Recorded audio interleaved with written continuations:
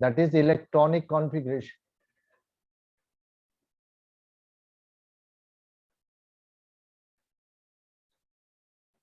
So now we start with the classification of elements in periodic table, and this is done on the various basis. इसमें से first जो basis है आपका, that is on the basis of electronic configuration of the element. So what is the electronic configuration के base पर क्या होता है कि यहाँ पर 4 types of elements बनाए जाते हैं, that is S block elements, यानी पूरे पीरियोडिक टेबल को यहाँ 4 ब्लॉक में डिवाइड किया गया. S block elements,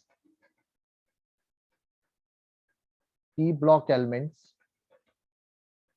D block elements and F block elements. अब ये S, P, D, F क्या है? They are the name of subset.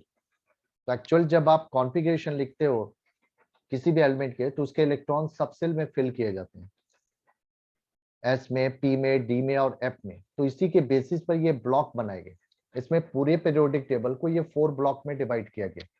अगर आप पोजीशन वाइज देखो तो ये भी मैं आपको ड्रॉ करके दिखा रहा हूँ, एक बेसिक आइडिया.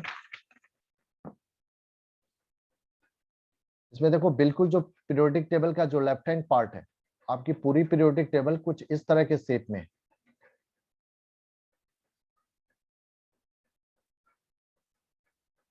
इसमें देखो इस तरह से 3 पार्ट करो. बिल्कुल लेफ्ट हैंड साइड में जो है यहाँ पर 2 ग्रुप आते हैं, 1 और 2, और ये जो बीच का जो कट पोर्शन आ रहा है यहाँ पर ग्रुप 3 से लेकर 12 तक आते हैं.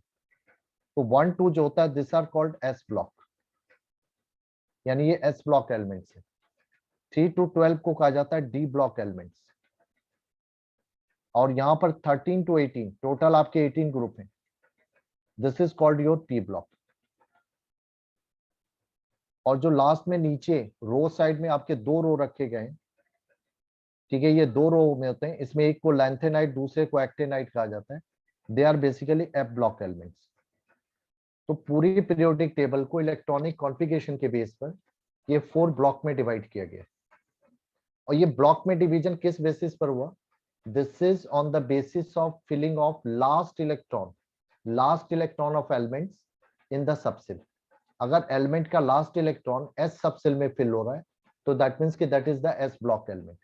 अगर लास्ट इलेक्ट्रॉन पी सबसेल में फिल हुआ है ड्यूरिंग द कॉन्फ़िगरेशन तो that is the P block element. अगर लास्ट इलेक्ट्रॉन इनर डी में फिल हो रहा है, क्योंकि डी का मतलब होता है कि यहाँ पर n-1 डी, क्योंकि आपने देखा कि कभी आउटर मोस्ट सेल का डी डायरेक्टली फिल नहीं होता है, पहले ns फिल होता है, उसके बाद इलेक्ट्रॉन जंप करता है n-1 डी. तो अगर इनर डी फिल हुआ है लास्ट इलेक्ट्रॉन तो that is your D block element. अगर लास्ट इलेक्ट्रॉन इनर एफ में फिल हुआ है तो दैट इज n-2f में, तो that is your F block element. But main periodic table में 3 ही ब्लॉक आते हैं, एस, पी एंड डी.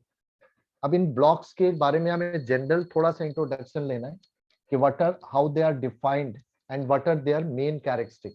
तो सबसे पहले हम लेते हैं S block. S block element सबसे पहले आप डिफाइन करोगे कि what the mean by S block element. तो सिंपल ये लिखोगे कि elements in which last electron is filled in s orbital or s subcell. कुछ भी लिख सकते हो, s orbital और s subcell are called s block element. ये बिल्कुल सिंपल सी डेफिनेशन है कि एस ब्लॉक एलिमेंट्स हम किसको कहेंगे कि जिन एलिमेंट्स के इलेक्ट्रॉनिक कॉन्फ़िगरेशन में लास्ट इलेक्ट्रॉन की फिलिंग जो है एस सबसेल या एस ऑर्बिटल में होती है, they are called S block element. Yes बेटा, क्लियर है डेफिनेशन? ये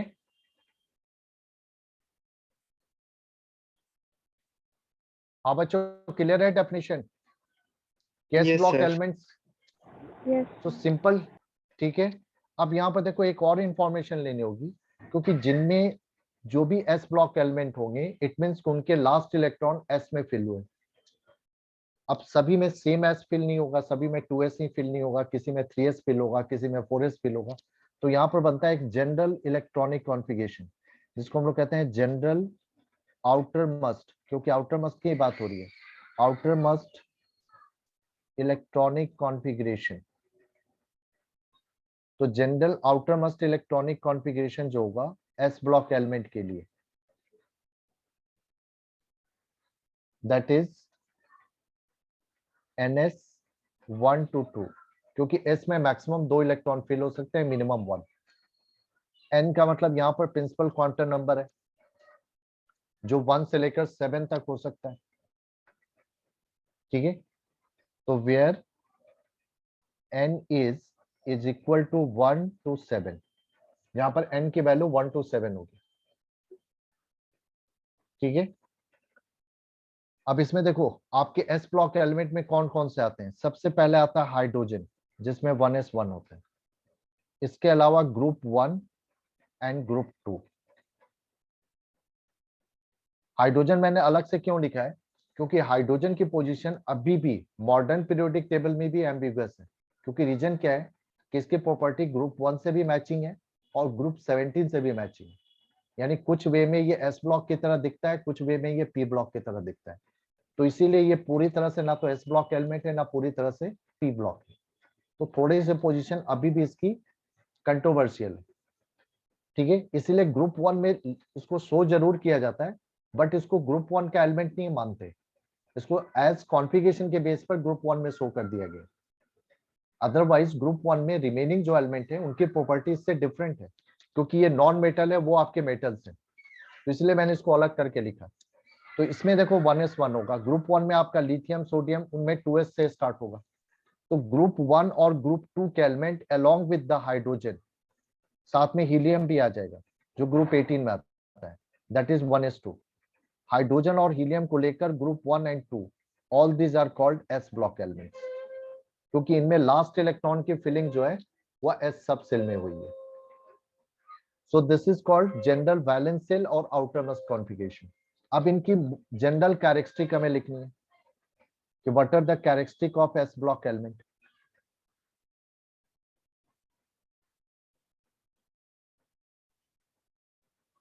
तो देखो कैरेक्टरिस्टिक के लिए आपको सिंपल क्या करना है कि इनके कीवर्ड याद रखने कि S ब्लॉक एलिमेंट के लिए जो जनरल कैरेक्टरिस्टिक है वो क्या क्या हो सकती है। तो फर्स्ट पॉइंट होता है कि जनरली S ब्लॉक एलिमेंट जो है, हाइड्रोजन और हीलियम को छोड़ दो, जनरली ग्रुप 1 और 2 के बारे में हम बात करें कि they are basically soft metals. They are, मैं पूरा कंप्लीट वर्ड नहीं लिख रहा हूँ, कंप्लीट सेंटेंस नहीं बना रहा हूँ, आप कीवर्ड याद रखो, उसी के बेस पर आप सेंटेंस मेकिंग कर दो। तो फर्स्ट कैरेक्टरिस्टिक है कि all the S block elements are soft metals. It means कि they are not hard metal, they are soft metal. दूसरी कैरेक्टरिस्टिक होगी कि they have low melting point and boiling point. Third important characteristic होगा कि they show +1 oxidation state and +2, because इनके outermost shell में only 1 और 2 electron है which they can loses during the combination with other elements and form unipositive or dipositive ion. So they will show only +1 and +2 oxidation state in compound formation. ये भी एक important characteristic होगी। Further in groups के बारे में और ज्यादा detail के लिए आपको यूनिट्स मिलेंगे। S ब्लॉक एलिमेंट्स की अलग यूनिट होगी, P ब्लॉक की अलग यूनिट होगी, वहां पर हम और ज्यादा डिटेल स्टडी करेंगे। यहाँ पर कुछ 4 या 5 इंपॉर्टेंट कैरेक्टरिस्टिक्स सिर्फ आपको याद रखनी है, ठीक है। तो दे से +1 and +2 oxidation state, mostly they form ionic compounds.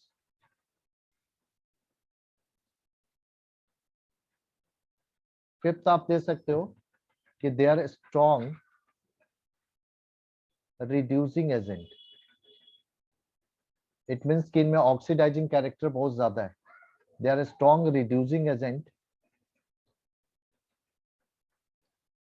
और 6th पॉइंट आप लिख सकते हो कि they are good conductor of heat and electricity, good conductor of heat and electricity.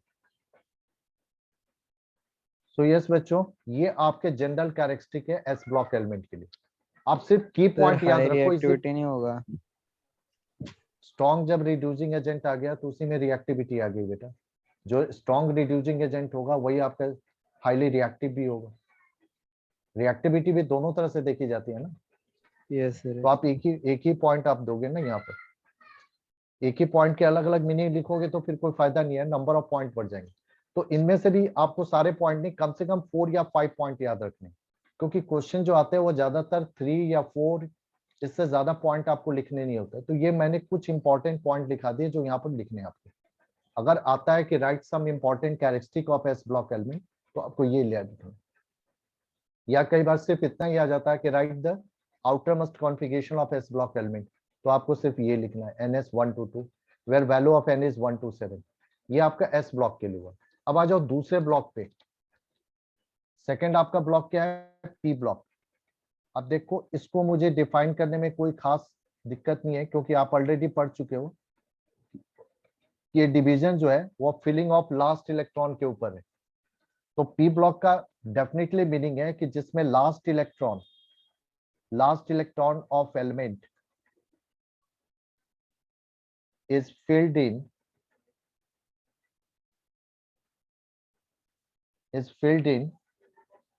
into p orbitals, it means कि p सबसेल में fill होता है, तो that is called p block element. अब इसके लिए जो जनरल वैलेंस सेल या आउटर मस्ट कॉन्फ़िगरेशन अगर हम लिखें, आउटर मस्ट के ही हम लोग वैलेंस सेल भी कहते हैं। So valence shell word use करो या outermost, they are the same thing. Outermost configuration तो ये आपका होता है, क्योंकि देखो p की फिलिंग के पहले s की फिलिंग होती है। किसी भी एनर्जी सेल का p सबसेल फिल कब होता है? आफ्टर द s सबसेल, यानी पहले s फिल होगा और s में 2 इलेक्ट्रॉन जब कंप्लीटली फिल हो जाएंगे उसके बाद इलेक्ट्रॉन p में आएगा, और p में टोटल 6 इलेक्ट्रॉन फिल होते हैं बिकॉज देयर इज 3 ऑर्बिटल्स। सो यहाँ पर फिलिंग जो होगी मिनिमम 1 से लेकर 6 तक। तो ये इसकी आउटर मस्ट कॉन्फ़िगरेशन होगी सभी p ब्लॉक एलिमेंट के लिए। बट यहाँ पर देखो n की वैल्यू क्या होगी? क्योंकि p फर्स्ट टाइम अपीयर कहाँ होता है? सेकंड एनर्जी सेल से, फर्स्ट से नहीं। तो s ब्लॉक में n की वैल्यू 1 to 7 थी, यहाँ पर ये वैल्यू क्या आएगी? 2 to 7। ये ध्यान रखना, यहाँ पर ये वैल्यू हो जाएगी 2 to 7।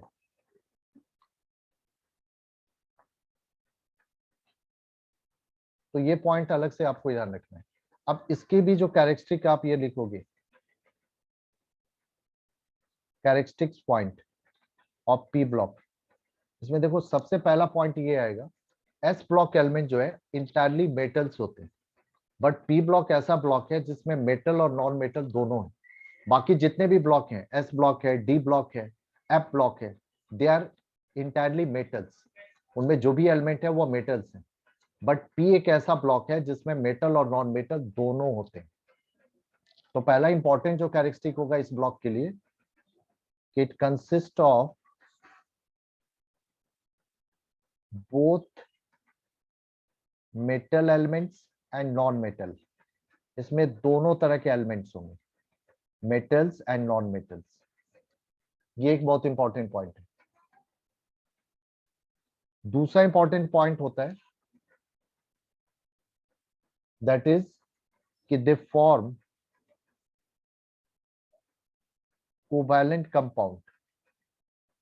मसले इस ब्लॉक के जो भी एलिमेंट है वो ज्यादातर कोवैलेंट कंपाउंड फॉर्म करते हैं।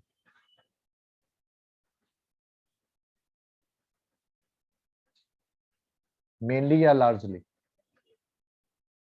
ऐसा नहीं है कि बिल्कुल कि आयनिक नहीं बनाएंगे, आयनिक कंपाउंड भी बनाएंगे, but with respect to S block element they are forming very less compound of ionic nature. They are mainly form covalent compounds. उसके बाद आप दे सकते हो, जैसे एस ब्लॉक में आपने देखा कि all the element have 2 type of oxidation state, +1 and +2। But यहाँ पर ऐसा कुछ नहीं है, यहाँ पर एक से ज्यादा ऑक्सीडेशन स्टेट पॉसिबल है।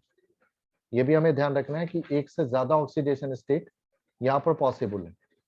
तो यहाँ पर एक इंपॉर्टेंट कैरेक्टरिस्टिक आएगा कि they can show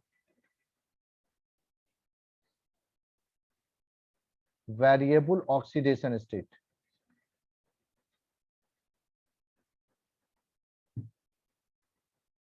it means कि यहाँ पर ऑक्सीडेशन स्टेट जो है इन देयर कंपाउंड्स, यहाँ पर ऑक्सीडेशन स्टेट एस ब्लॉक की तरफ फिक्स नहीं कर सकते हो, ये अलग अलग हो सकते हैं। जैसे फॉर एग्जांपल अगर आप ग्रुप 15 में ही देखो, ग्रुप 15 में अब फॉस्फोरस जो है ये +3 में भी कंपाउंड बनाता है, +5 में भी बनाता है। इसी तरह अदर ग्रुप में भी जाओगे तो वहां पर एक से ज्यादा ऑक्सीडेशन स्टेट पॉसिबल होंगे। इट मीन्स कि यहाँ पर वेरिएबल ऑक्सीडेशन स्टेट है सभी एलिमेंट की। एस ब्लॉक में ऐसा नहीं है, ग्रुप 1 के जितने भी एलिमेंट है they are showing only +1, group 2 के जो एलिमेंट है they are showing only +2 oxidation state.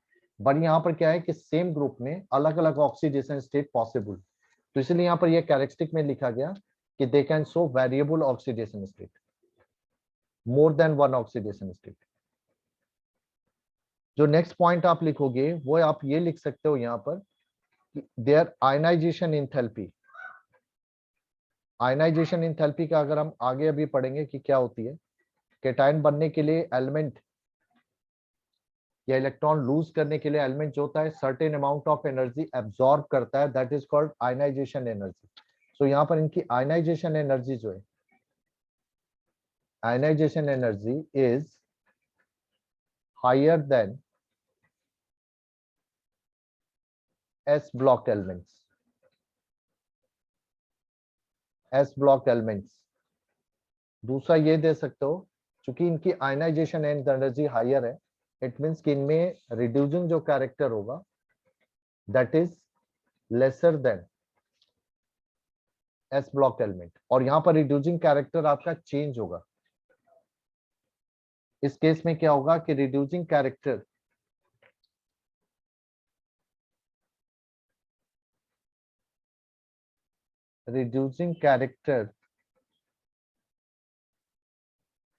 decreases, sorry, increases from top to bottom in a group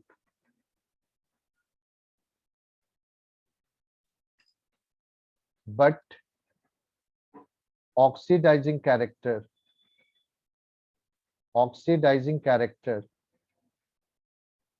increases।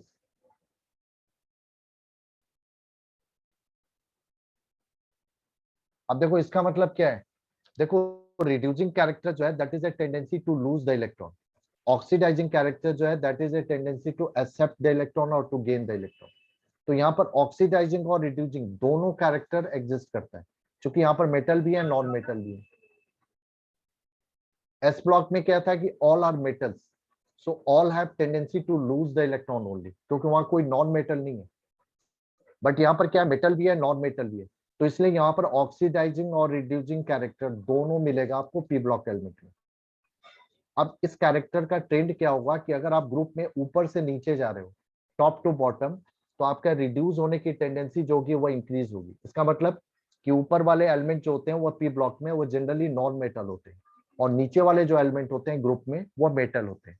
तो इसलिए down the group reducing character increase होता है और ऑक्सीडाइजिंग कैरेक्टर जो है ये डिक्रीज होगा। तो ये कुछ 4 या 5 पॉइंट आपको सब याद रखने हैं, और भी कैरेक्टरिस्टिक हो सकते हैं बट मैंने सिर्फ ये 4 या 5 इंपॉर्टेंट जो कैरेक्टरिस्टिक है वही इंक्लूड किया, क्योंकि आपको 4 या 5 से ज्यादा इसमें लिखने के लिए आएगा भी नहीं। ठीक है बेटा, अब इसके बाद आ जाओ डी ब्लॉक में। अब नेक्स्ट जो है डी ब्लॉक एलिमेंट है। अब डी ब्लॉक एलिमेंट्स के बारे में अगर हम देखें तो नॉर्मली ये क्लियर है कि डी ब्लॉक एलिमेंट का मीनिंग हुआ कि जिसमें लास्ट इलेक्ट्रॉन डी सबसेल में फिल होता है, बट कौन सा डी सबसेल, इनर डी में। इट मींस कि लास्ट इलेक्ट्रॉन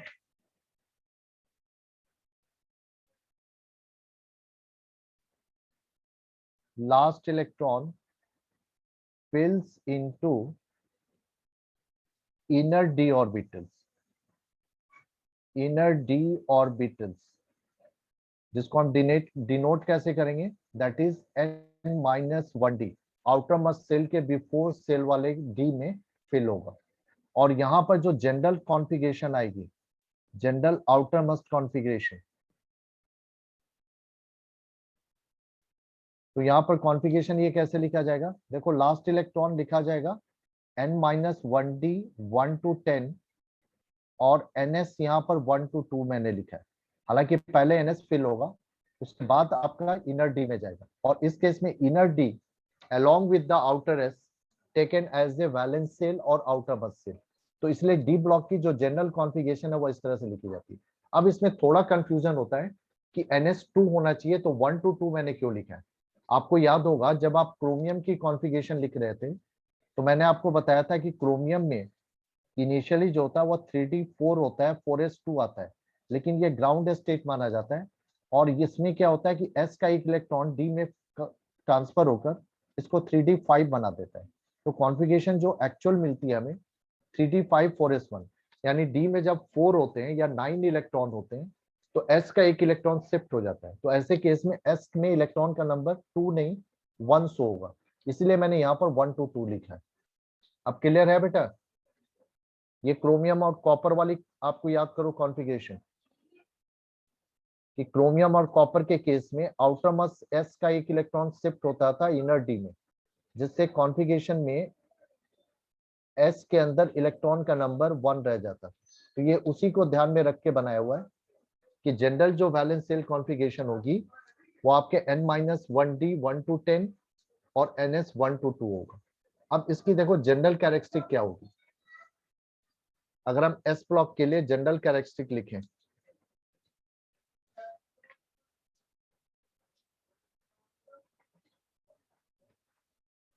तो देखो पहली बात है कि डी ब्लॉक एलिमेंट भी जो है वो एस ब्लॉक की तरह मेटल होते हैं, ये भी आपके परफेक्टली मेटल है।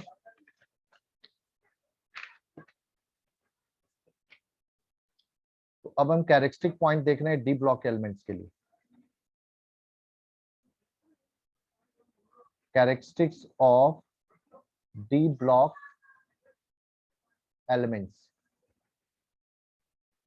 इसमें देखो सबसे फर्स्ट इंपॉर्टेंट जो कैरेक्टरिस्टिक आएगा आपका कि they are hard malleable and ductile metals. ये भी आपके मेटल्स है, ठीक है। हार्ड का मतलब ये हार्ड होते हैं, एस ब्लॉक के मेटल सॉफ्ट होते हैं, ठीक है, बट ये मैल्यूबल होते हैं। मैल्यूबल का मतलब जिसको आप हैमरिंग करके सीट में कन्वर्ट कर सकते हो। डक्टाइल मीन जिससे आप वायर ड्रॉ कर सकते हो, ठीक है। तो ये हार्ड मैल्यूबल डक्टाइल मेटल्स होते हैं। सेकेंड पॉइंट है मेल्ट है, मेटल्स हैं तो they have higher melting point and boiling point, ये एक सिंपल वर्ड आ जाएगा। थर्ड पॉइंट कैरेक्टरिस्टिक दे सकते हो कि their ionization enthalpy, that is ionization energy, cation बनने के लिए जो रिक्वायर्ड एनर्जी है, energy is in between S and P block elements, in between S and P block elements। इसका मीनिंग क्या हुआ कि S ब्लॉक से ये हायर होगा और P ब्लॉक से लोअर होगा, ये थर्ड पॉइंट हो जाएगा। फोर्थ पॉइंट हम क्या लेंगे, यहां पर भी कि दे फॉर्म बोथ P ब्लॉक की तरह ये भी दोनों तरह के कंपाउंड बनाते हैं, both ionic and covalent compound. Electron lose gain से और शेयरिंग से दोनों तरह से कंपाउंड बनाते हैं। दे form both ionic and covalent compound.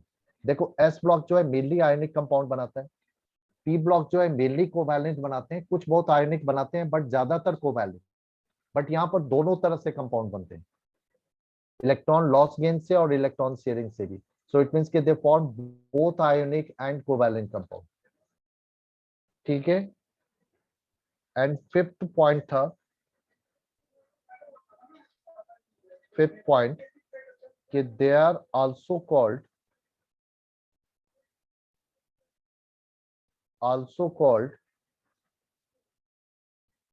Transition metals.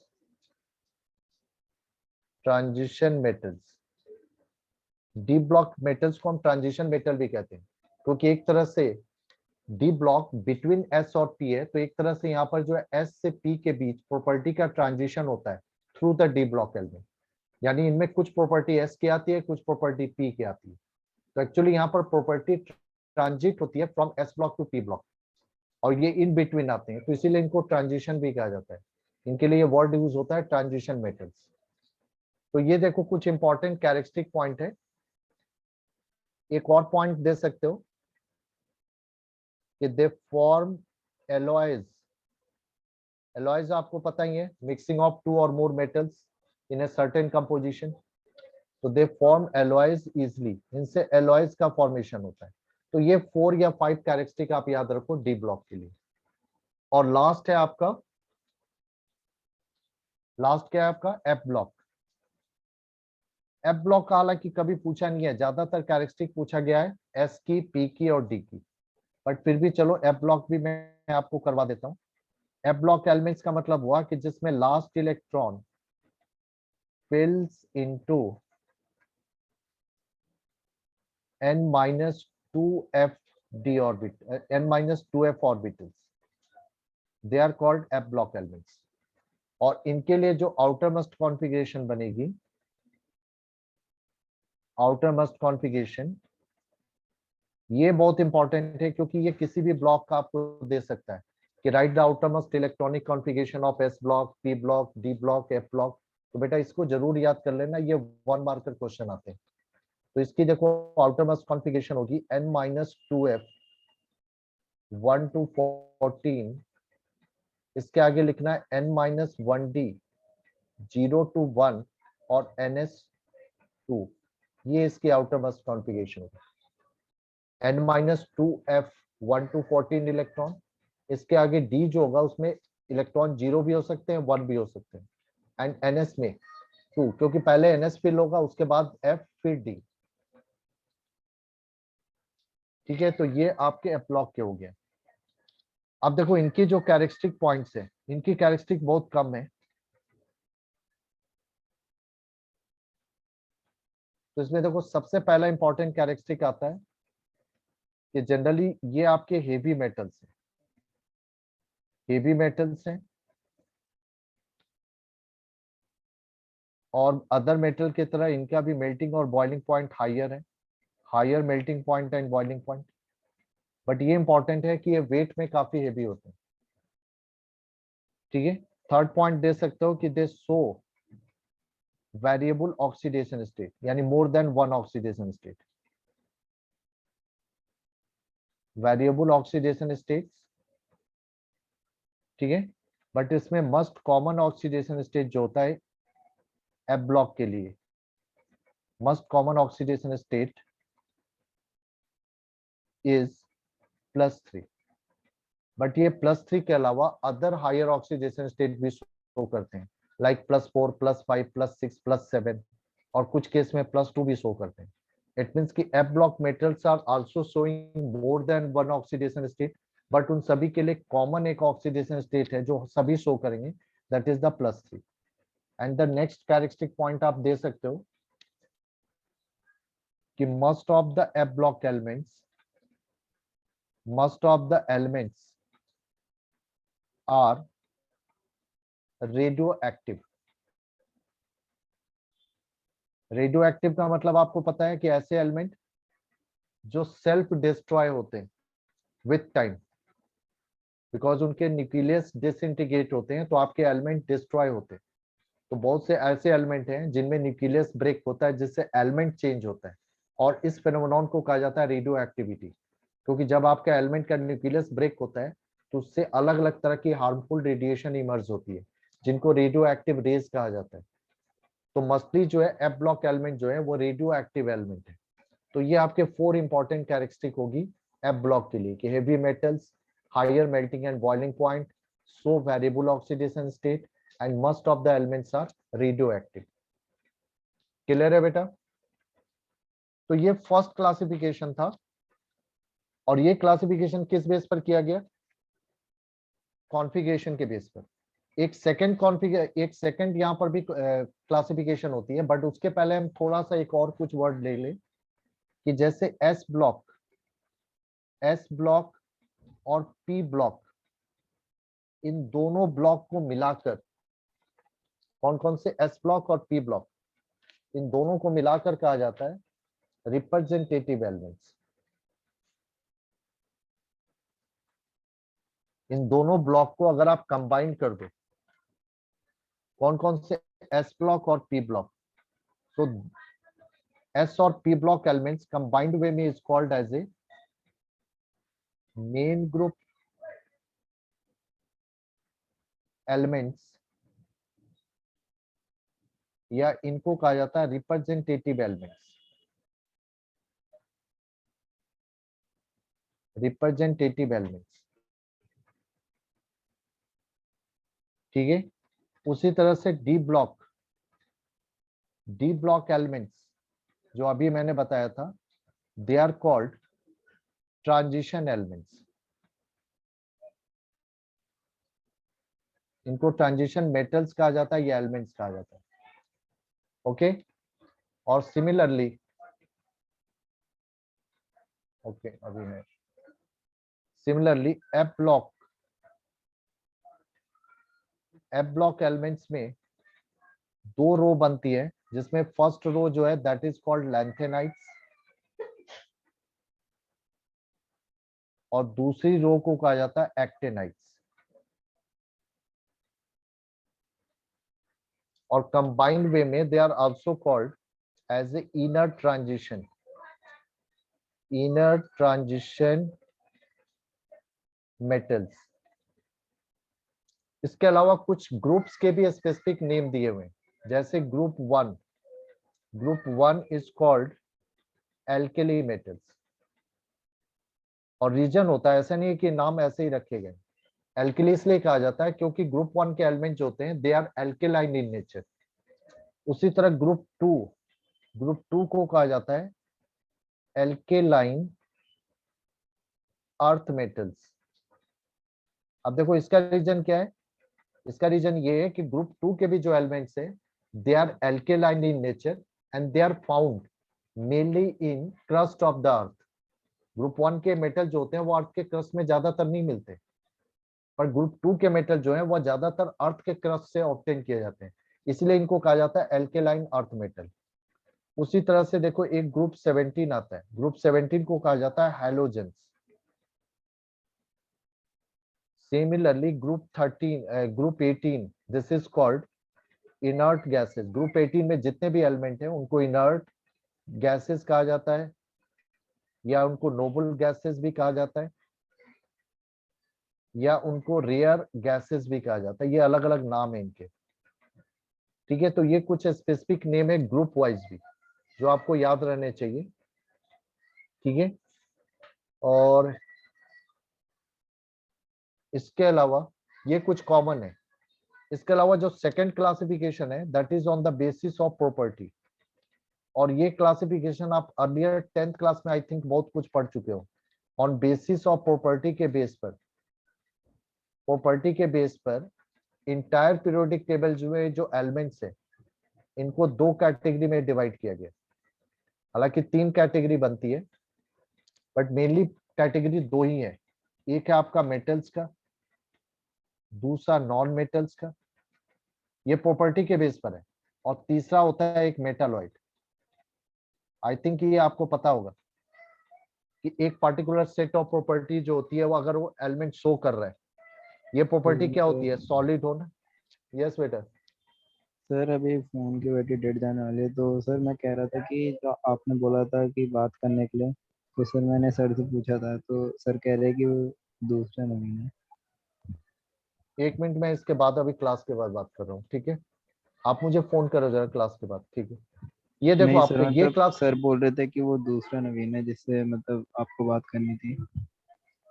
अच्छा 2 यस नवीन है क्या? Yes sir. अच्छा तो हो सकता है बेटा कंफ्यूजन हो गया है ना, 2 है। चलो ठीक है, कोई बात नहीं, मुझे आपका ही कंफ्यूजन हो रहा था, ठीक है। आप मुझे एक काम करो, अपना नंबर जो है मैसेज करो ताकि मैं डिफ्रेंशिएट कर पाऊँ। आपका अलग नंबर मैं सेव कर लूंगा, ठीक है।